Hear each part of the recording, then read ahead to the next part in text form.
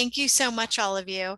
I am going to be just moderating this debate. My name is Christina Phillips. I'm the director of debate at Notre Dame High School, so I'm very active in high school debate, as well as on the advisory board here at the IPPF, and just generally trying to help.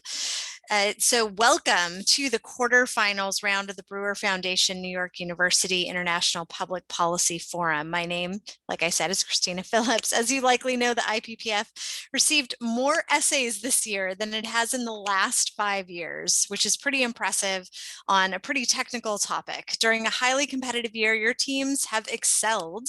We congratulate you on your success. It is a huge honor to be in this competition at this stage, so excellent job.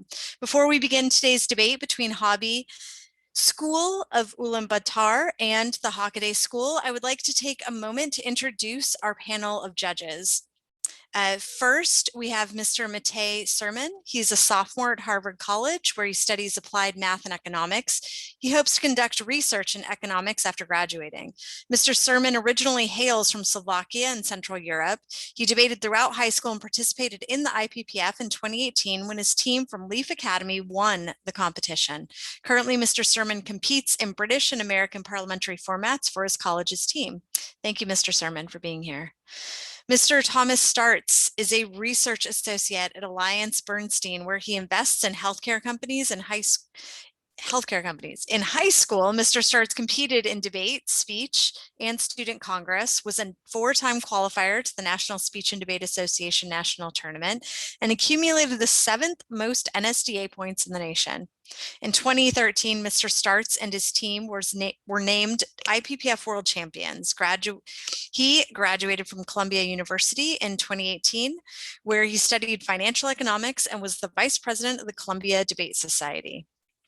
Ms. Faye Camayo works as a project manager for Moody's Corporation in Finance Transformation for Data and Systems.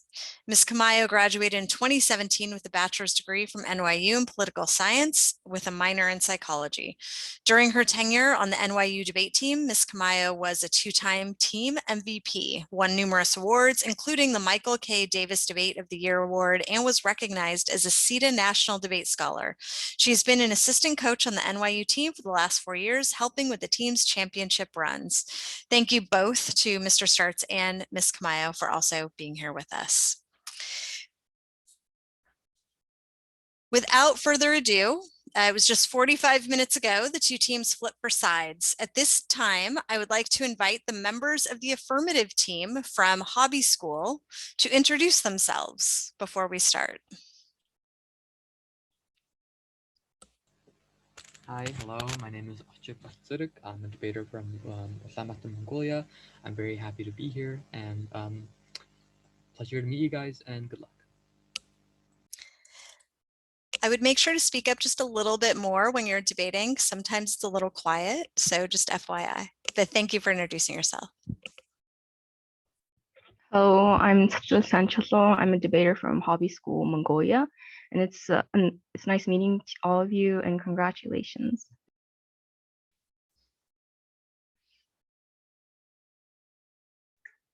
Hey guys, my name is Ingo. I am from Hobby School of Ulaanbaatar, which is aka Mongolia, and it is such an honor to be here, and congratulations to everyone who is participating in this extraordinary event. Thank you very much, all of you. I would like to now ask that the negative team from Hockaday also introduce themselves. Awesome. Hi, I'm Mia Shaw. I use she, her pronouns. I'm from Hockaday School in Dallas, Texas, and congratulations to everyone. Super excited to be here. Hi, my name is Naz. She, her for me as well. Yeah, same. Congratulations, everyone. Hi, I'm Cassie Liu. I also go by she, her pronouns. Congratulations, everyone, and we're really excited to debate y'all. All right, we would like to remind our judges and team members to stay on mute unless you are speaking or preparing to speak. Of course, during the cross-examination, all members of the teams may unmute themselves so that they can be heard. Please take turns though, so that it's easy, because we all know when we speak over each other in Zoom, you can't hear anything. So each of you has received a copy of the oral debate format. We'll now begin the opening presentation by the affirmative team. So I would like to invite the affirmative to present their 5-minute constructive speech. Okay. I just wanted to double check actually, sorry, before we start, do you need time signals from me or do you have a timer going for all of you individually? You all have a timer? Hobby, do you all have a timer? Okay, then I'm just going to go ahead and let you speak and assume your timing. I will keep time as well separately. Thank you. Okay, in 3, 2, 1. With the spread of artificial intelligence, unimagined opportunities alongside unprecedented threats are being presented. With the spread of code-driven systems, will people be better off than they are today? The affirmative argues that the answer is a resounding yes. We're proud to affirm the resolution the benefits of artificial intelligence outweigh the harms. Onto our framework and definitions. Encyclopedia Britannica defines AI as the ability of a digital computer or computer-controlled robot to perform tasks commonly associated with intelligence. And second, outweigh. Each team must detail quantifiable metrics such as the number of jobs created or the reduction of CO2 emissions and prove that the well-being of humanity increases or decreases. Last but not least, we will not be examining the merits of purely hypothetical scenarios such as artificial general intelligence. And on to our first argument, environment. We are at a point of no return. Even according to the most optimistic estimates by the United Nations, we have less than 10 years to avoid mass climate extinction. For the sake of all life on Earth, we must employ AI to the battle of climate change. On to our first analysis on how AI will save humanity from climate change by predicting modeling. Traditional predictive analytics is inaccurate for a few reasons. First, according to the Columbia Climate School, there are too many unknown unknowns. Humans gloss over variables of unknown quantity and importance when making models, which limits their accuracy. Second, we risk human error. When scientists analyze tons of data, they're bound to make mistakes. However, AI can help with the following mechanism. AI analyzes past data, including patterns humans wouldn't have noticed. By doing so, it can create models for the future. This has 3 key impacts. First, it can save lives. We can accurately and quickly, if we accurately and quickly warn against oncoming natural disasters such as floods, nations can save up to 250,000 people by taking proactive steps. And second, we can track emissions and provide solutions such as restricting the number of drivers and shutting down certain power plants. Last but not least, AI uniquely paves the way for future with renewable energy. Renewable energy sources such as wind and solar are unreliable, causing weather-dependent power sources to often fluctuate, limiting their utility. Using predictive analytics, AI analyzes past fluctuations to predict future weather outcomes. Energy providers can then plan accordingly, reducing forecast error by 40% and making renewable energy more practical. The impact is that AI will reduce 2.4 gigatons of emissions, enough to make India and the third largest carbon emitter carbon-free, defending all life on Earth. Renewable energy is the only way to phase out fossil fuels. It is the only way humanity can survive while still enjoying the benefits of development. And on to our second argument, healthcare. Our first analysis is on how AI can cure incurable diseases. Because there are millions of chemical compounds, calculating which is the most useful one through brute force would take longer than the age of the known universe, making finding new cures impossible for humans. AI, using predictive analytics, can help find cures for deadly diseases such as cancer, HIV, and etc. Because AI has immense processing power, it can create over 500 million variations of an antibody, allowing scientists to determine the most useful one. The impact is that AI can grant life to those 18 million patients worldwide that are chained to cancer and the 38 million from HIV. For example, AI has produced a drug against COVID-19 that reduced the death rates by over 30%. And on to our second analysis on how AI makes healthcare affordable for everyone in the following ways. 100 million people around the world are thrown into poverty because they cannot afford healthcare. According to the World Economic Forum, this is mainly due to the inefficiencies such as overtreatment and improper healthcare. This costs almost $1,700 per person annually. However, AI can analyze each patient's health data to create more precise and personalized treatments for patients. This will save up to 212.4 billion euros in healthcare costs annually. This has two key impacts. First, cheaper healthcare can aid the most needy. The lower costs are incredibly important for low-income families. For example, the bottom fifth of US households paid over a third of their entire income for healthcare. With the help of AI, these families can afford healthcare without being thrown into poverty. And second, even in countries with free healthcare, AI will have benefits. If healthcare products are cheaper, government actors will, like the National Health Service in the UK, can utilize more services like utilize more services. This increases accessibility for everyone, every individual in society. And that is why we are so proud to affirm, and thank you. Thank you very much. I'd like to thank the first speaker for her comments, and I would like to invite the first negative speaker for their constructive. Just making sure everyone can hear me before I start. Okay, awesome.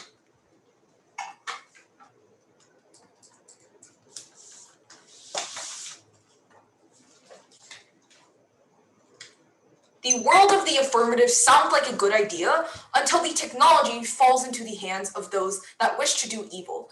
Their case takes on a utopian perspective, and we must negate this resolution today.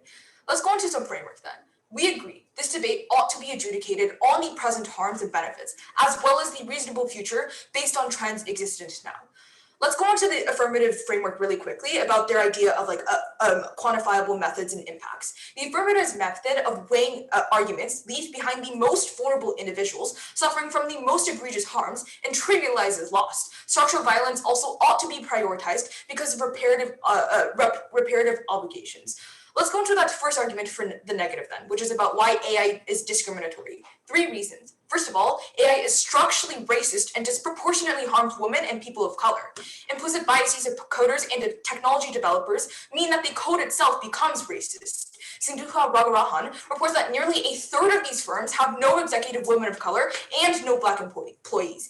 Even if the workforce is perfect, the Stop LAPD Spying Coalition reports that historic data such as policing practices that are disproportionately targeted Black Americans is the foundation of what AI learns from. Therefore, the algorithms built on these systems, such as predictive policing, will inherently reinforce and perpetuate structural racism. Perhaps more concerningly, police officers such as the NYPD have been found to falsify the data then used to train models, exposing how AI can be manipulated for an individual agenda. Miriam Vogel reports that AI systems fed data create a feedback loop of bias that causes an exacerbation of racism over time, inextricable from the technology itself. We think ultimately AI has a large impact on sentencing decisions, because according to an analysis completed by Julia Angwin and ProPublica concerning North Point, an AI software that is one of the most widely used assessment tools in America, Black defendants are 77% more likely to be shown as higher risk of committing future violent crimes than white ones. We think ultimately this enshrines racial stereotypes about crimes among minority communities. Ultimately, these tools act as a form of tech washing, where even mere objectivity covers mechanisms that perpetuate inequities within society. The second argument for the negative is about how AI promotes global authoritarianism. 2 reasons why. First, authoritarian regimes wield AI as an asset in oppressing their citizens. According to Stephen Feldstein, countries such as China and Russia utilize AI to search for dissenting opinions and tracking opposition groups, effectively censoring and debilitating their ability to criticize oppressive actions. AI makes authoritarian governance irreversible. The capability to control the public sphere is the reason authoritarian leaders are able to capture and retain pervasive power, because they silence the resistance necessary for change. Second reason, AI promotes disinformation by use of social media. Stephen Feldstein also reported that the algorithms used to distribute content promotes bots, trolls, and other forms of misinformation or government propaganda. While humans are subject to ethical concerns and are slower using these same patterns to achieve the same purposes, AI's precise efficiency allows dangerous actors to make cold, calculated decisions with little to no oversight. Additionally, the rise of deepfakes allows authoritarian governments to rewrite fact, Mitchell Wardrop explains that AI spreads its propagandic technology to the average user, influencing elections, promoting violence, and creating non-consensual pornography. What are the impacts? First, the brutal silencing and repression of people under the rule of authoritarian governments is a direct violation of rights to humanity and life guaranteed by the global community. And second, Nicholas Wright explains that individuals are likely to adapt their behavior to avoid flagging by this intelligence, destroying freedom of thought itself. People are no longer allowed to think and act with autonomy. Rather, they are guided into the hands of their oppressors, the government. Final argument here, the third and final argument here is about privacy concerns then. AI violates the privacy of individuals because the data can be used to identify individual habits, lifestyles, political beliefs, and movements. Databases of information collected without consumer knowledge occurs. Clearview AI violated a law, for example, that forbids companies from using a resident's fingerprints or face scans without consent. Companies like Clearview AI have a clear profit incentive to ignore ethics and create mass databases of billions of face prints entirely unbeknownst to those people and offer paid access to that database to private and governmental actors worldwide. What are the impacts here? First of all, it ultimately violates autonomy because living a life of fear is living no life at all. And second of all, surveillance impacts occur because Lola Fudulu shares the real and disproportionate harms of AI, and Detroit's security cameras using this technology over surveil public housing units within community of color. When this technology is put in place to disproportionately harm minorities, we think ultimately we have to negate this resolution today.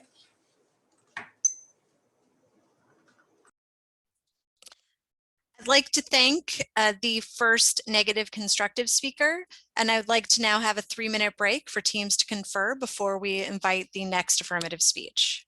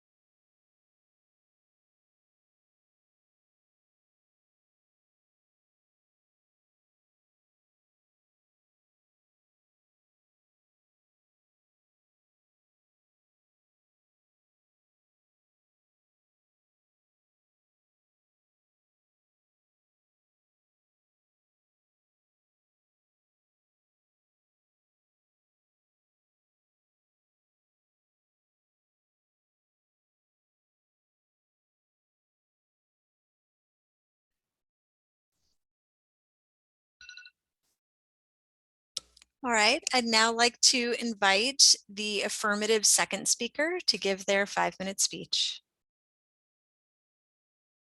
Okay, am I audible? Okay.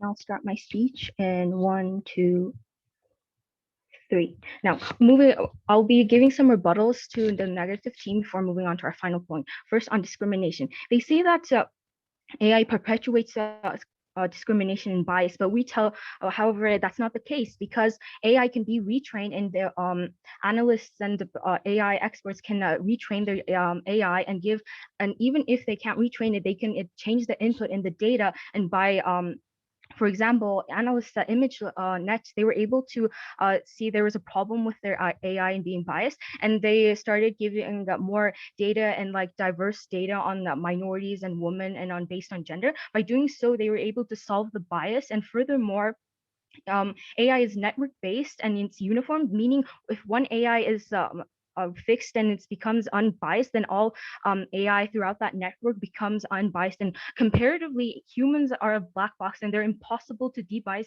because bias is automatic and it's implicit, and it's rewiring someone else's opinion, and a human's opinion and bias would be nearly impossible, whereas AI is able, AI can be fixed. Now, second, on global authoritarianism. Now, China has been oppressing the Xinjiang people and have been taking down political rivals for centuries, and they've used traditional methods. Even if now, with or without AI, China will be still oppressing people and keeping freedom of thoughts from flowing, and this is not something AI unique. Second, on disinformation. Now, companies are using AI to fight and combat disinformation, and it's actually better this way, because AI can analyze throughout tons of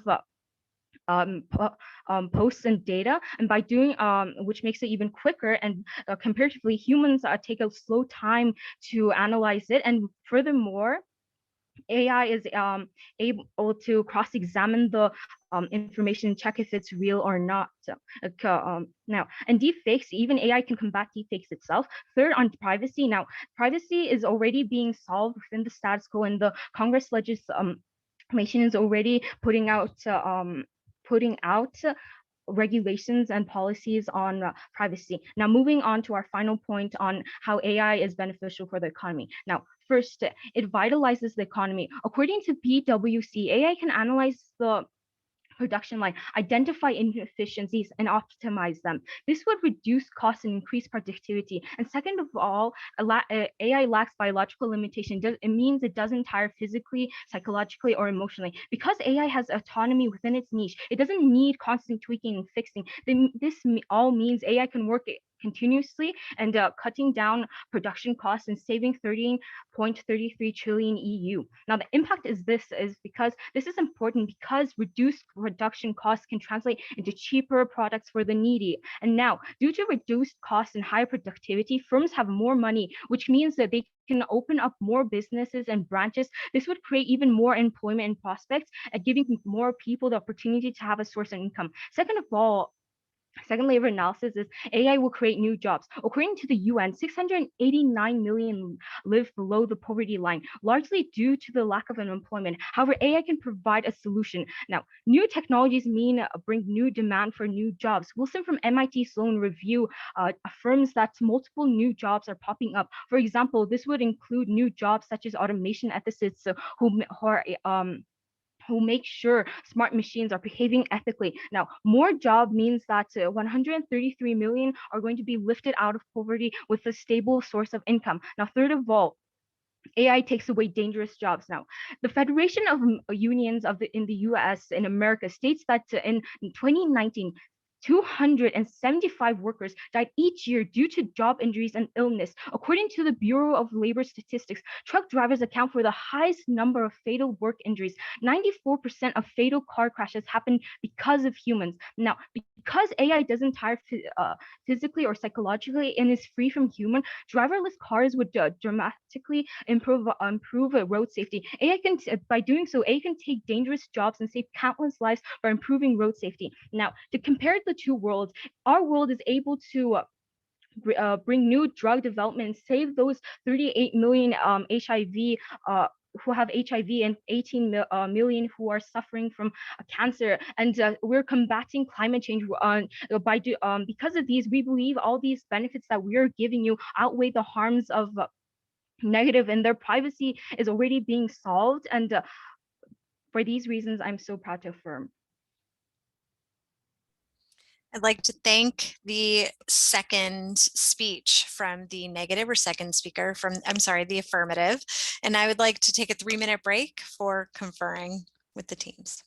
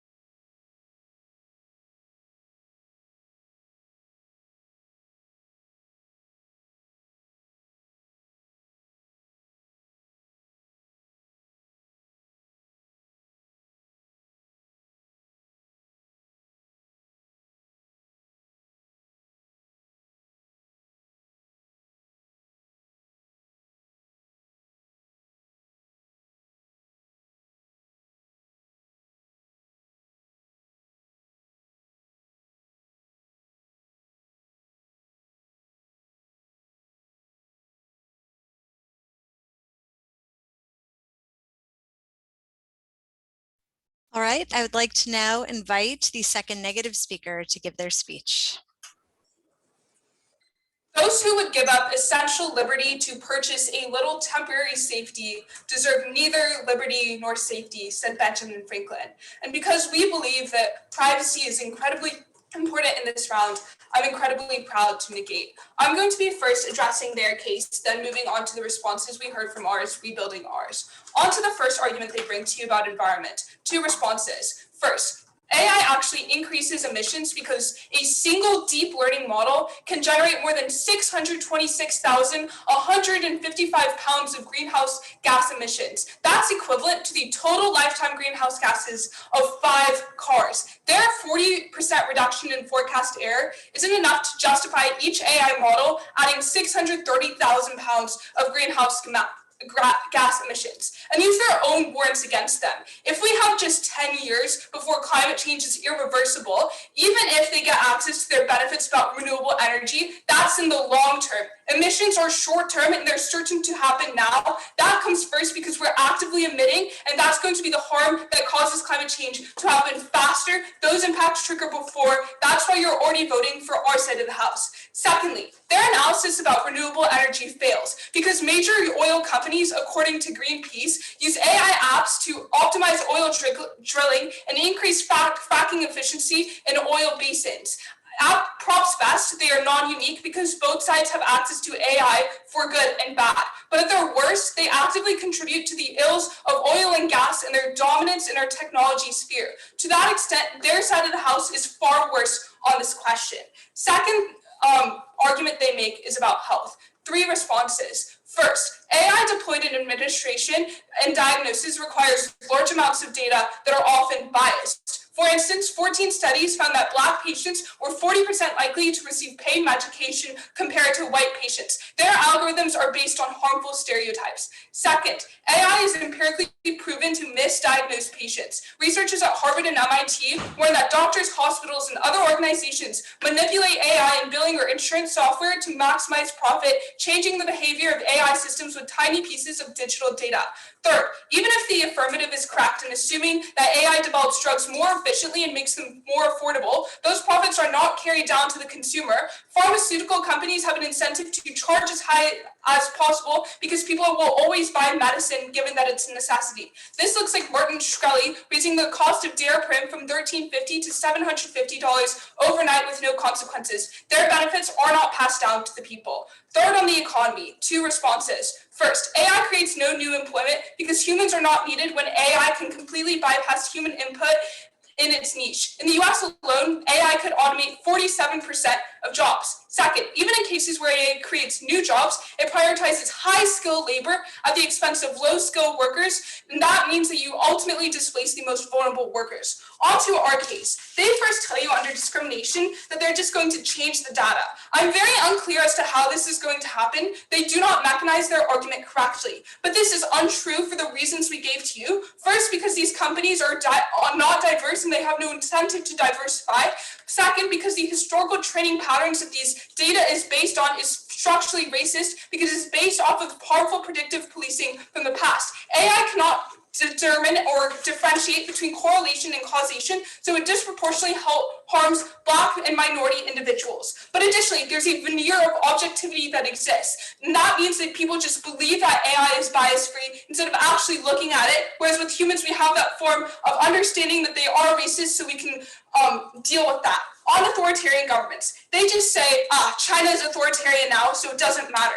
This is wrong, because just because a harm exists doesn't mean that it doesn't get worse on their side of the house. This argument is not just about China too. It's also about nascent democracies, places like Turkey and Russia, where we could have irreversible or reversible authoritarian governments, but they get irreversible on their side because they're able to use social media to track much faster. Their analysis about how this is faster means that ultimately these organizations are much more efficient. Authoritarian governments get much more efficient at their tools of repression, which means that their side of the house is actively worse on this question.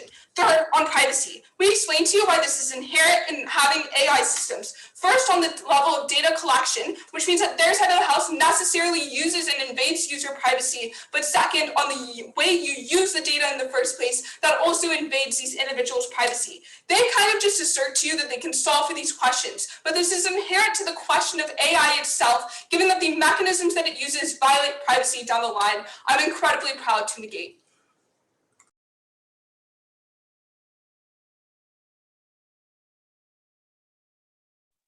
Thank you very much. I'd like to thank the second negative speaker, and we're now about to go into the cross-examination section. We will start with a question from the affirmative to the negative. I want to remind everyone that everyone must ask and answer one question, and your answers should be no longer than approximately 1 minute. I will keep an eye on that. I'm not going to try to cut people off immediately, but I will ask people to move on if they're taking a little too long. So without further ado, if a teammate from Hobby would like to ask a question to Hockaday. Yes. I'll ask. There are 10 to the power of 300 variables from a single protein. To calculate all of them through brute force would take longer than the age of the known universe. However, AI can do it in mere seconds, allowing for novel cures for diseases much faster. Now, how long would it take for negative to provide medicine for HIV and cancer and other diseases? How many lives are you willing to make suffer? There are a number of responses. The first is just primarily that these forms of drugs aren't often developed. You give a one-off example of a drug that was used that didn't even solve COVID-19, but in fact, all of these analysis is largely speculative as best. Over the past 20 years where this technology has been used, there's only been one primary example of this usage happening. That means that it gets a lot worse on your side of the house. All right, a question from Hockaday to Hobby. Okay, so let's talk about your evidence when you talk about this COVID drug that was developed by AI. Given that this drug was remdesivir, which was over $3,000 per dose, and given that the cost spiked compared to other doses and medicines, how can you empirically claim that the cost of drugs produced by AI actually decreases and is more affordable? Sure, I'll take this one. Firstly, that remdesivir drug may have cost $3,000 in the United States, but in other countries such as South Africa, France, Mongolia, etc., it costs like $10 to $30. So the problem of profit-incentivized corrupt pharmaceutical companies is a U.S. problem, right? But additionally, we think that in other scenarios, like price controls by governments still exist, right? But then thirdly, we also give you independent mechanisms as to how AI actually reduces costs in other healthcare systems. For example, making like overtreatment and misdiagnosis incredibly more efficient, that saves almost $212 billion, right? Given this,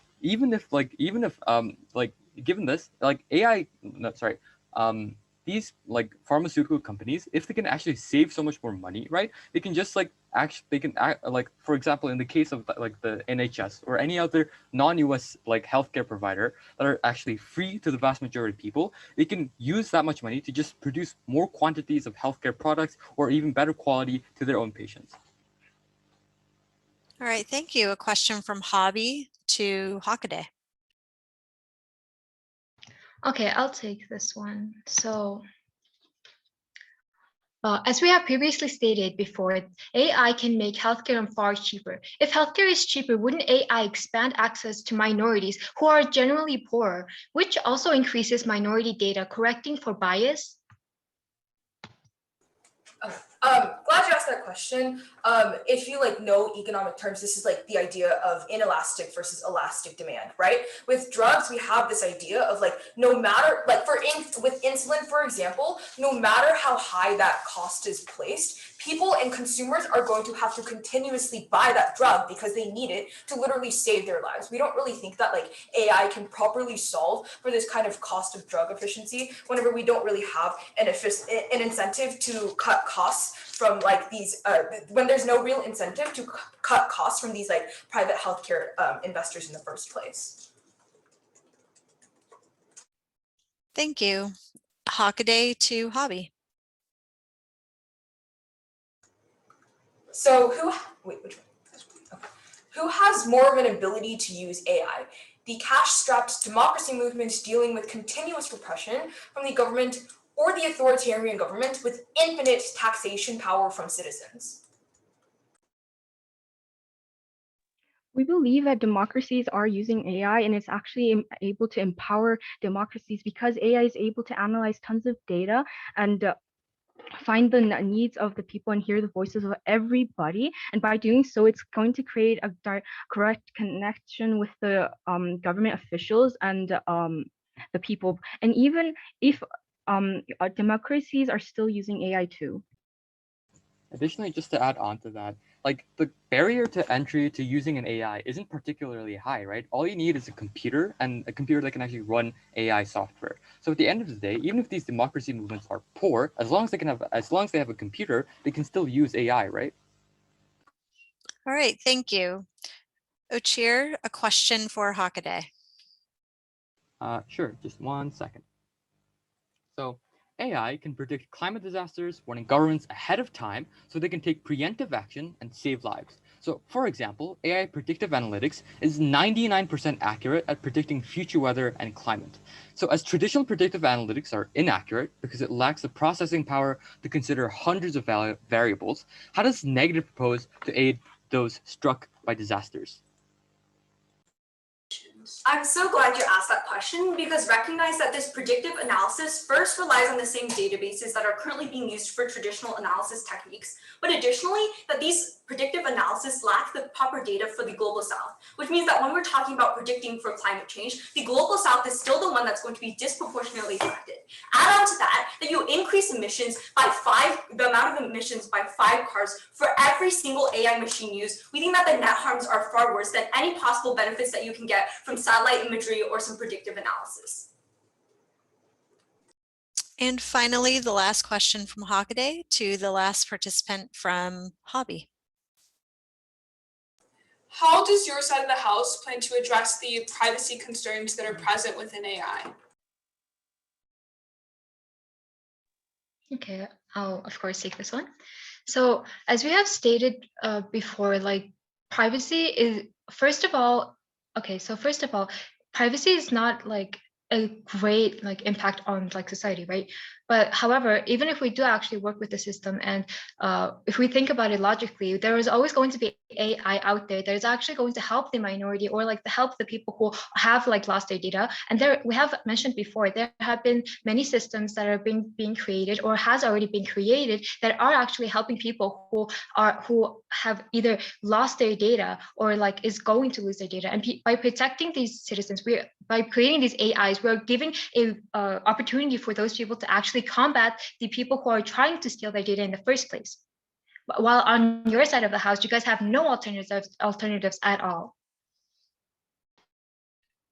All right, thank you everyone for an effective cross-examination, and thank you so much for making my job easy and balancing everything out well. I would like to now open it up for judge questions. We'll, just as again a reminder, everybody will need to take at least one. There will be 5 questions to each team.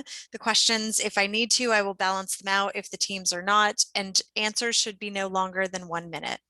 Go ahead and start the judging period. I'll let the judges open up.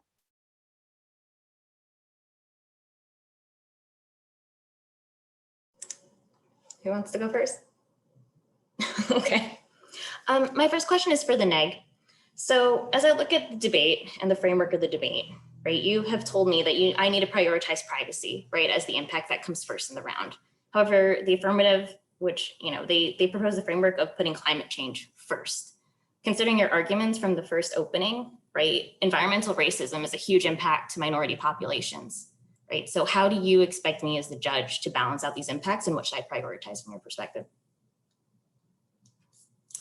I think that there are a couple of things. First, we plan on winning the climate argument, so that shouldn't really be a barrier to your ballot. But additionally, what privacy means, we think that it comes above everything else, because an individual that loses like that kind of autonomy is really not living like life at all. So to that extent, when choice is like the only real thing that is granted to individuals, the fact that this is the gateway to all other rights means that this represents an assault on human dignity. And that means that we think you should weigh that first. We'll have more responses that come out later, but I think broadly that is like the first way you see this. Additionally, considering that environmental racism is a major problem, the fact that AI and the data it uses is in and of itself discriminatory. Given the analysis we provided to you, we're actually prerequisite to that, because our side is the only one who can ensure that we solve the climate without resorting to the racist and discriminatory mechanisms that come from their side of the house.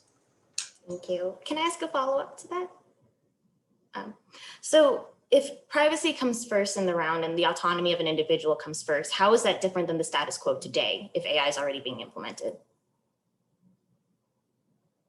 So essentially what we think is that because AI perpetuates privacy violations, first because the data collection itself innately requires privacy violations, but second because authoritarian governments violate privacy when using AI exacerbates any privacy concerns we see in the status quo. That means that what happens is that when we say AI is beneficial and we continue to implement AI, those privacy concerns are only going to increase. That means that we're going to essentially be living in a policing state, which promotes fear And we think that autonomy comes before that. And to add on to that, we don't really think that like this hypothetical of solving climate change is really worth it if in the short term we have in the status quo that like we have these disproportionate harms in terms of like authoritarian governments using it to surveil privacy of individuals and ultimately just destroying this idea of the freedom of thought and their autonomy.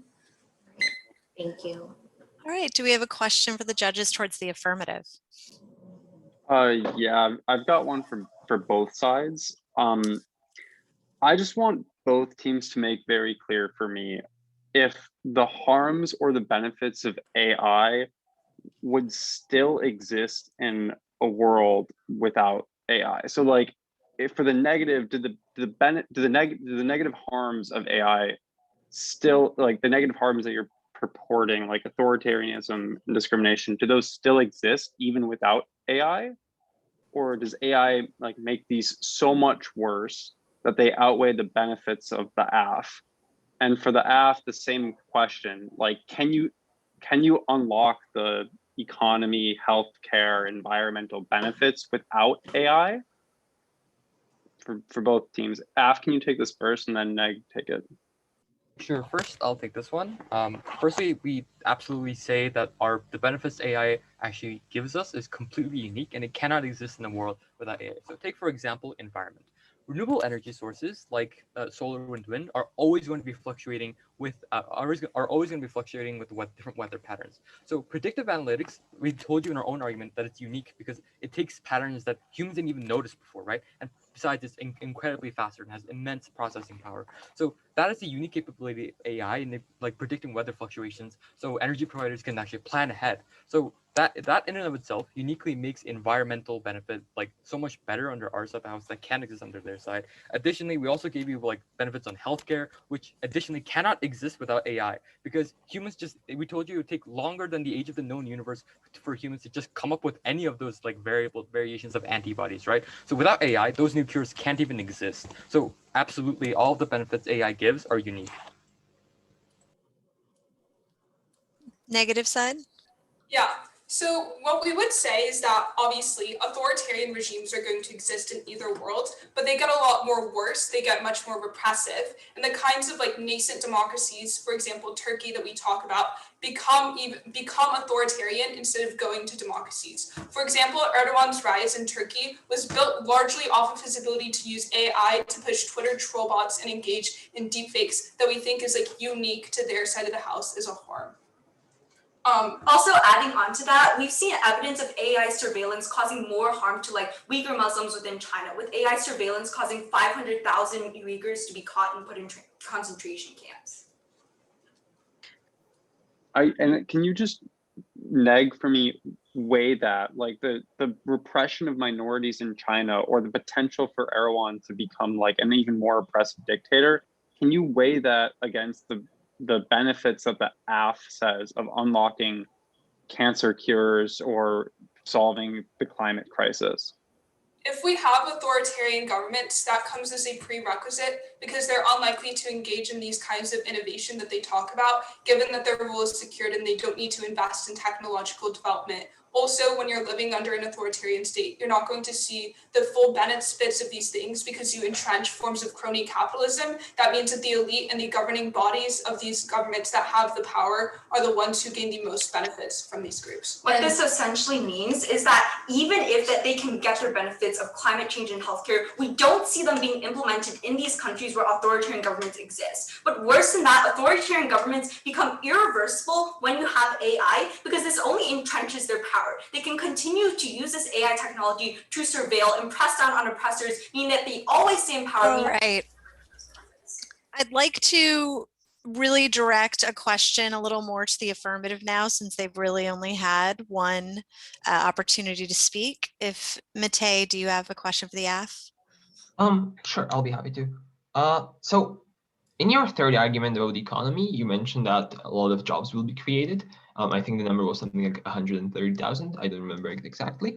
But then the example that you gave is something like an automation ethicist. So do we really need hundreds of thousands of ethicists, or like how should I envision these jobs? What sectors they will be created in? Will they be accessible to like people with different skill sets? Just sort of walk me through the evidence there. Okay, so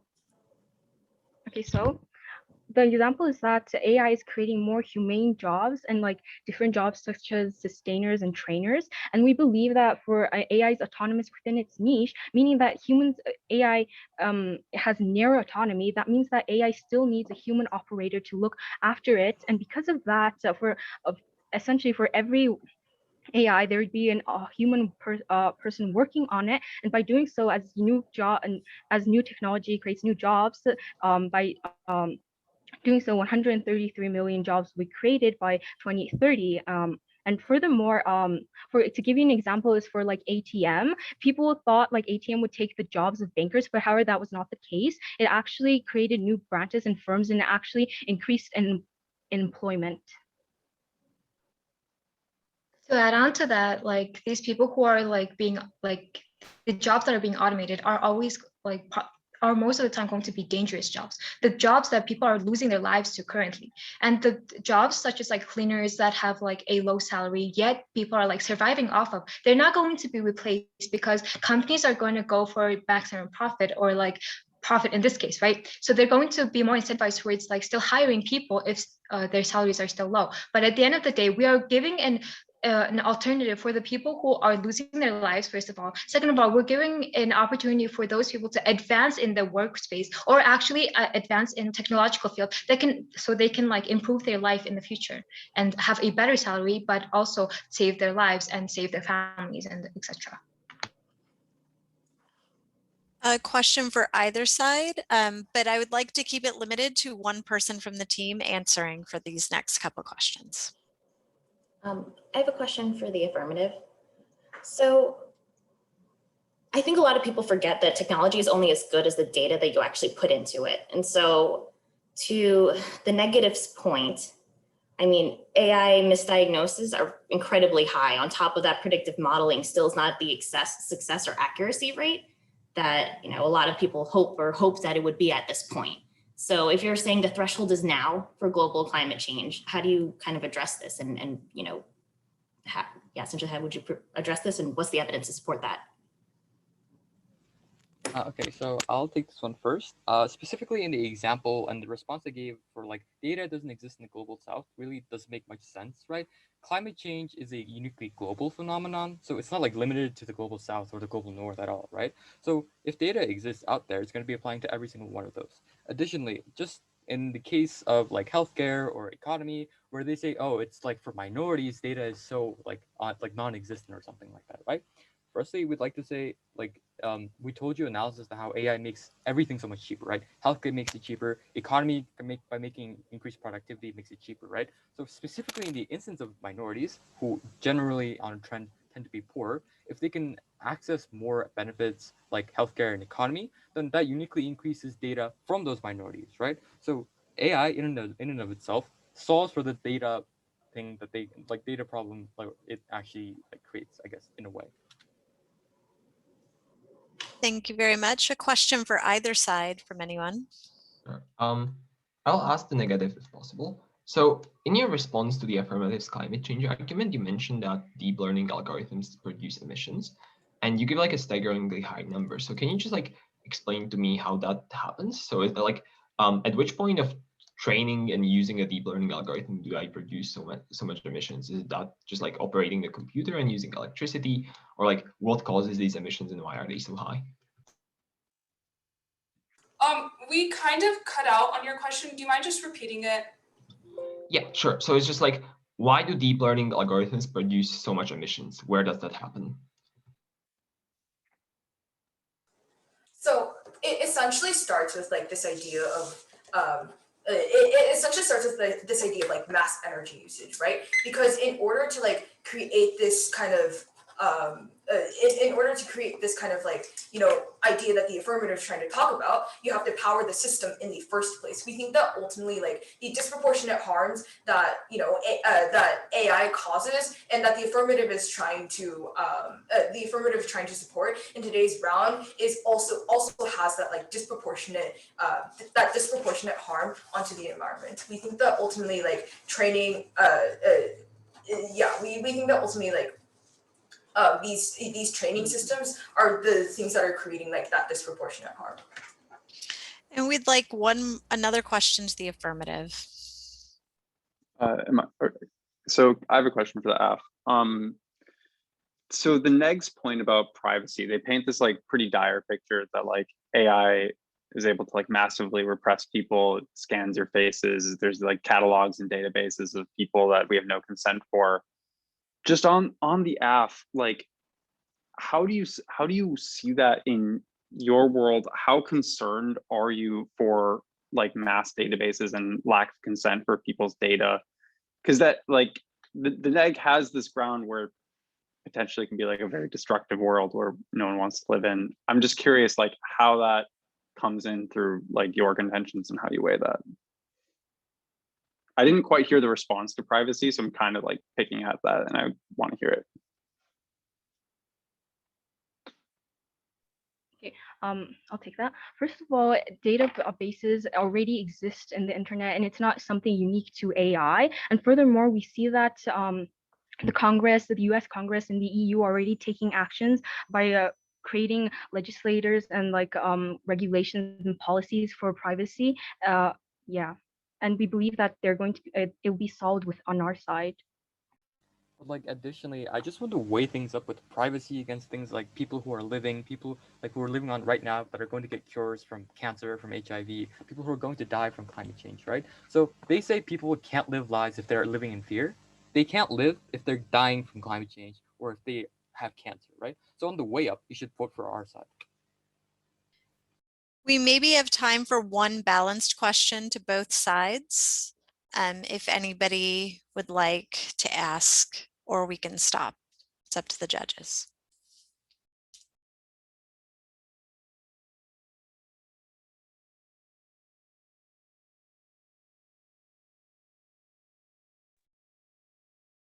It sounds like we're good.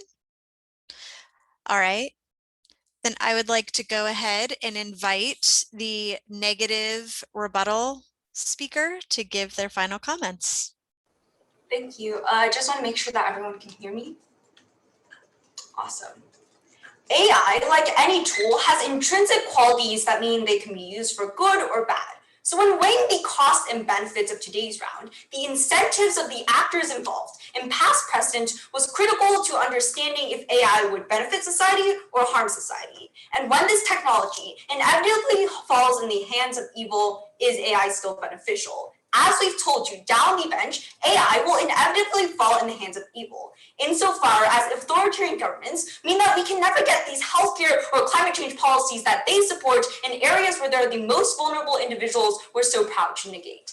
In this speech, I'll be showing you 3 clashes that today's round has boiled down to that necessarily mean 3 paths to our ballot. So first, a clash on privacy. Remember what we told you. We told you that privacy violations are intrinsic to AI for 2 reasons. First, because it's required in data collection, and second, because it's abused in data usage. So why does privacy matter above all else, even if we lose every argument, given that side opposition really didn't give us much response on this? First, no matter what country or an individual lives in or what government runs it, an individual's degree of autonomy is one of the most intrinsic rights granted to us. The right to privacy comes first. For an individual to lose such rights in the government is a loss of freedom and a loss of thought and free will. But second, privacy was a prerequisite to all arguments because living a life of fear is living no life at all. Essentially what we tell you here is that when side proposition talks to you about all of these benefits of like living longer lives due to healthcare and climate change, even if they win those arguments, recognize that if you're going to live in a policing state where you're constantly being attacked because you're a minority, we say that that's no life at all. We say that that's more harmful for them. But third, choice is the only real thing that is granted to us as individuals. Privacy is the gateway to all other rights, including freedom of speech, freedom of religion, etc. But let's go into the second clash of today's round, in the second path to your ballot, which is on abuses to vulnerable populations. This is a clash that you necessarily need to prioritize in today's round, because the most vulnerable individuals are the individuals that are most harmed in the status quo, that are going to be most harmed in the future. We need to prevent future victims. So what did we tell you? First, we told you about bias. Their only response to this argument, well, it was that it could be retrained, but it can't for two key reasons. First, because as we told you, 43% of people view AI as the objective truth, meaning that there's never going to be an incentive to train away these biases when people don't believe these biases exist. Second, finding the cause of bias is nearly impossible, and this is an innate feature of AI because of the chains of codes that humans cannot fully understand. But there's three structural reasons why bias occurs. First, because of structural racism, implicit bias within the trainers themselves. Second, because this data is biased using past data that we've collected that's currently biased. Third, because of the feedback loop that makes the AI biased. But what did we tell you? We told you that because this AI becomes codified, because people think that it's objective and bias-free, there's never going to be an incentive to train it away. That makes it uniquely more harmful, because even though we see bias in the status quo, it means that the bias perpetuated by AI, when AI is used in criminal justice system, it becomes permanent. We're never going to be able to fix it because people never have the incentive to fix it. But then, we told you about authoritarian governments. Just because China is already authoritarian doesn't mean we shouldn't prevent future abuses, because as we told you, AI surveillance has already caused 500,000 Uyghurs to be caught and put in concentration camps. That is something unique. That's a unique harm. But then we give you this argument about disinformation just to clarify on this deepfakes argument. Generative adversarial networks made of two competing AI systems have made it virtually impossible for even the most sophisticated AI to catch these deepfakes. Nascent democracies turn to authoritarian governments, which means we never get unique forms of repression. But notice that this argument was a prerequisite, because there's no possibility for the benefits to reach people in authoritarian governments, such as rural China, who never have access to healthcare like urban regions does, because China, the authoritarian government in China, never cares about the elites. But worse, because of this AI usage, it becomes irreversible for these authoritarian governments. It perpetuates authoritarianism. The final clash in today's round was about AI use for silence. Essentially, what they told us was this environment argument. We already told you that you increase emissions because a single deep learning model generates more emissions than 5 cars. This is because of the energy-intensive process to train these AI models in the first place. This essentially means that when we care about the short term, because as they told you, there's a 10-year limit for climate change, we need to be solving the most prominent problems, and AI only perpetuates those problems in the short term, which means that we're going to reach that irreversible tipping point for climate change. But finally, they gave us this argument about healthcare, right? Remember what we told you about misdiagnosis that went completely unresponded. If AI is empirically proven to misdiagnose individuals, that means it's only going to end up killing more individuals. If side proposition cared about saving lives in today's round, they would not support a technology that continued to misdiagnose individuals and make it more harmful, make them receive less benefits, and kill them. We're so proud to negate. Like to thank the negative rebuttalist, and I would like to invite the affirmative rebuttal speaker to make the final speech of the debate.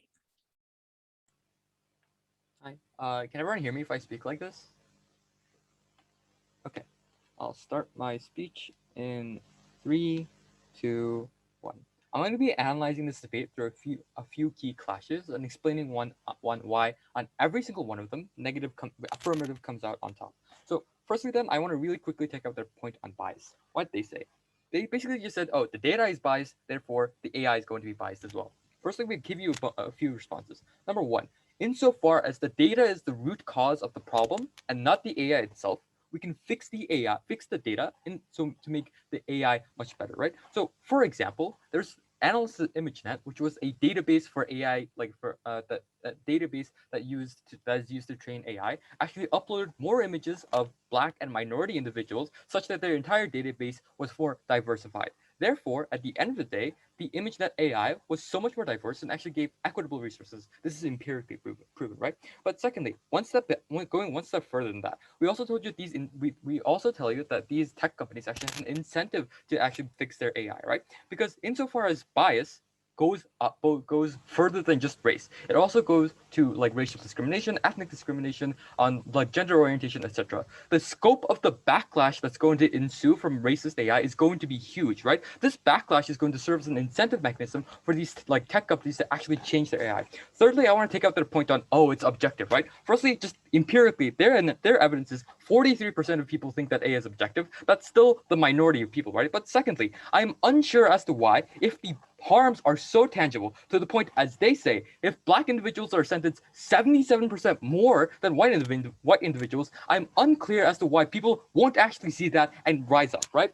Finally, then, I want to give the comparative, because under our side of the house, if you can fix AI, you essentially fix bias forever, right? Because machines don't forget and they're completely uniform throughout the system. So if you can fix AI, you can live in a post-bias world under our side of the house compared to their side. Because there might be some good people, but there are a lot of bad people with bias, right? And you have to individually retrain every single one of those. This should be weighed incredibly importantly, as they say, because this deals with the most marginalized people in society. And realize that this is also a prerequisite to a lot of the responses that they give, right?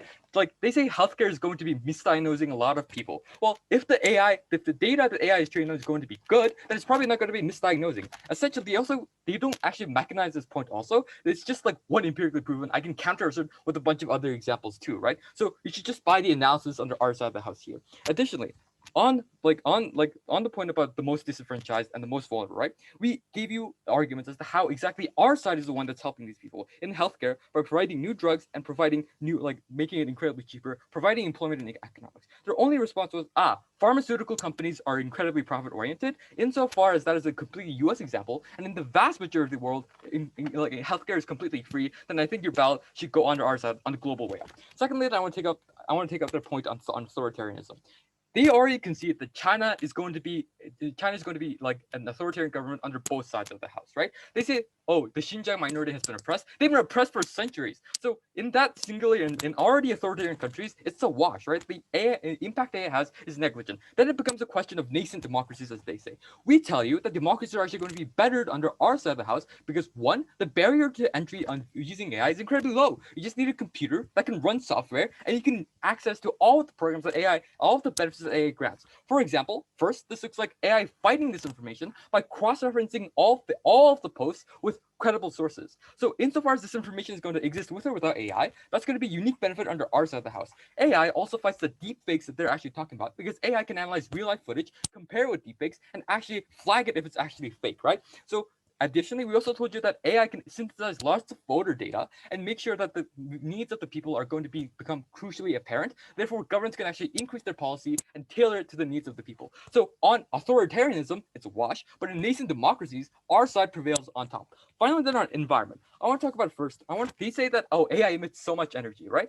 Firstly, this is premised on the idea that AI is running on fossil fuels. Insofar as you can say, renewable energy is going to be uniquely proliferated under our side of the house. We tell you it's we think that if AI is running on renewable energy, then it's not going to be emitting any kind of emissions at all. And this is unique to our side of the house because renewable energy traditionally is limited by fluctuation. So under their side, renewable energy can't proliferate. But secondly, even if that wasn't the case, AI can actually analyze its own processes and optimize it to the point where it can actually reduce its own emissions. So for example, an MIT AI was actually able to reduce its own carbon emissions by 1,300 times. So the emissions that AI is actually creating is going to be negligent. So for all of this, so at the end of the day, this environment point is going to be winning us at all, because compare this to privacy. People aren't going to be enjoying privacy at all if they're dead from climate change, if they're dead from having cancer, if they're in poverty and they don't have jobs. So because our impacts are so much better than theirs,